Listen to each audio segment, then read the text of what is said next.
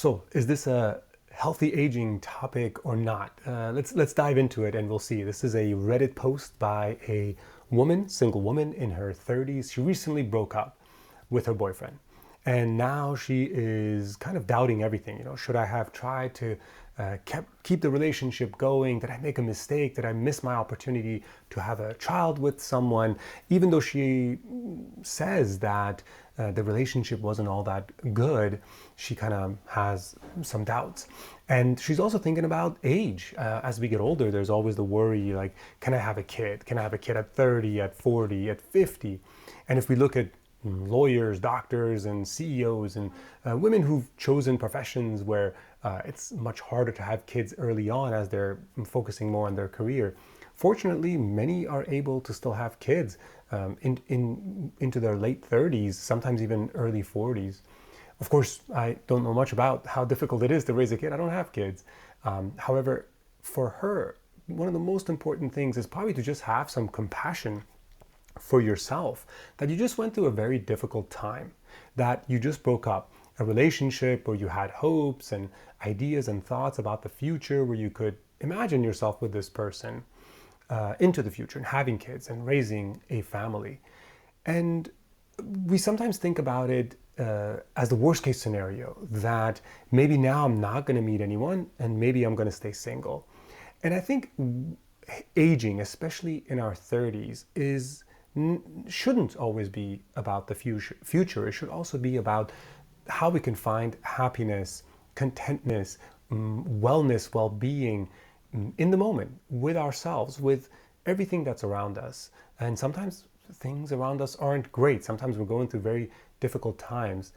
And I guess I'm not somebody that's going to say you should just have a lot of hope for the future and everything's going to be great, but instead to just be very content with the present moment and know that the things that are under your control, that you have some control over, are the things that you can do in your immediate environment with the people you love, with the people who love you. You have control over what you do with your time for the most part. And when we think about kids or our careers or a romantic partner and this relationship that we might have, especially scrolling down further in this Reddit post, there are some awesome examples of people who have met each other way later in their lives and people who are super happy and content not having kids.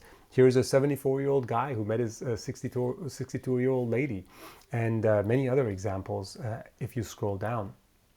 There's also people who are going to say, like, hey, you shouldn't say this to somebody who recently broke up. It's not going to help her and she's going through something very difficult. It's true. When we go through something very difficult, spending the time to deal with that difficult emotion and really kind of untangling everything that's going on, that is part of healthy aging. It's being able to make sense of all these different emotions that we have. And it kind of sets us up in the future to make sure that we can deal with other things that happen as we get into our 40s and 50s and 60s. While in our 30s, we might think that we absolutely must have kids and the only way we can see ourselves being happy is having kids. It's important to note that there are people who never had kids and were super happy. And there are people who were convinced they're going to have kids, and it turned out that biologically or financially they weren't able to do it. And people have found happiness with kids, without kids. People have found happiness with a romantic partner, without a romantic partner.